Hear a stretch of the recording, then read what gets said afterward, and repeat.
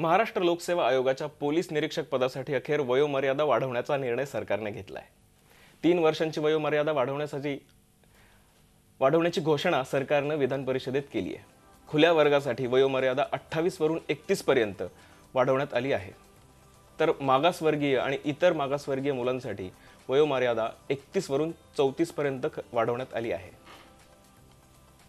आज शासनाने माननीय चंद्रकांत पाटील साहेबांनी शासनाच्या वतीने सभागृहामध्ये या संदर्भातलं निवेदन केलंय आणि पीएसआयच्या परीक्षेमध्ये जी मुलं बसली आहेत त्याच्या संदर्भातलं 3 वर्ष वयाची अट ही वाढवलेली आहे।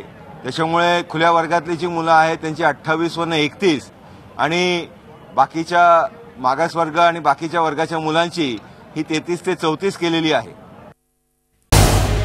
झी 24 तास रहा एक पाऊल पुढे।